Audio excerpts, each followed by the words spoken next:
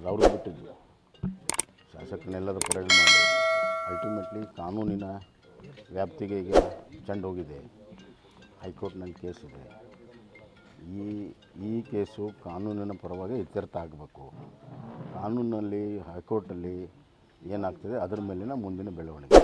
ಮಿಕ್ಕಿದ್ದೆಲ್ಲವೂ ಕೂಡ ಕೋರ್ಟಿನ ಹೊರಗಡೆ ಮಾಡುವಂಥದ್ದು. ಅವರು ತಮ್ಮ ಸ್ಥಾನವನ್ನು ಉಳಿಸ್ಕೊಳ್ಳೋ ಸಲುವಾಗಿ ರಾಜಕೀಯ ತಂತ್ರವನ್ನು ಮಾಡ್ತಾಯಿದ್ದಾರೆ.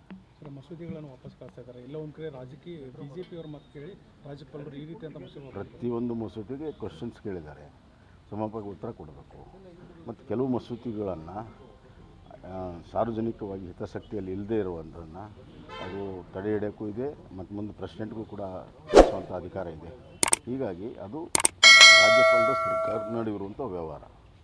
ಸರ್, ಈಗ ಜಿಂದಾಲ್ ಕಂಪ್ನಿಗೆ ಪ್ರಭಾರಿ ಮಾಡ್ಕೊಂಡಿರ್ತಾರೆ. ಸಾಕಷ್ಟು ಸಚಿವ ಸಂಪುಟದಲ್ಲಿ ವಿರೋಧ ವ್ಯಕ್ತವಾಗ್ತದೆ.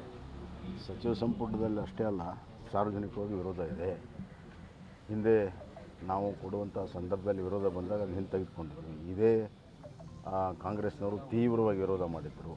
ಈಗ ಅದೇ ನಿರ್ಣಯವನ್ನು ಈಗ ಅಂಗೀಕಾರ ಮಾಡೋದೇನು ಅಂದರೆ ಕಾಂಗ್ರೆಸ್ನವರು ಎರಡು ನಾಲಿಗೆ ತೋರಿಸ್ತದೆ. ವಿರೋಧ ಪಕ್ಷದಲ್ಲಿದ್ದಾಗ ಒಂಥರ, ಆಡಳಿತ ಪಕ್ಷದಾಗ ಇನ್ನೊಂದು ಥರ. ಮುಂದೆ ರಷ್ಯಾ ಕ್ವಶನ್ ಏನಾದರೂ ನಿರ್ಧಾರ ಆದರೆ ಮುಂದೆ ಆಗದೇ ಇದ್ರು ಹೋರಾಟ ಏನಾಗ್ತದೆ? ಯಾವುದು ನಾಳೆ 29 ಬೇರೆ ಬರ್ತದೆ, ಹೈಕೋರ್ಟ್ ಬರುತ್ತಲ್ಲ, ಅದು ನೋಡೋಣ, ಕಾದು ನೋಡೋಣ. ಭರತ್ ಅವ್ರಿಗೆ ನಿನ್ನೆ ಟಿಕೆಟ್ ಕೊಡ್ಬೇಕು, ಜೋಶಿಯವ್ರ ಭರತ್ಗೆ ಕೊಡಬೇಕು ಅಂತ ಯಾರು ಹೋಗಿರಲಿಲ್ಲ. ಜೋಶಿಯವರು ಭರತ್ಗೆ ಕೊಟ್ಟರೆ ಹೆಂಗೆ ಅಂತ ಅವ್ರು ಕೇಳಿದ್ದಾರೆ. ಇಲ್ಲಿ ಕಾರ್ಯಕರ್ತರದ್ದು ಭಾಳ ಆಗ್ರಹ ಆಗಿದೆ. ನೋಡ್ರಿ.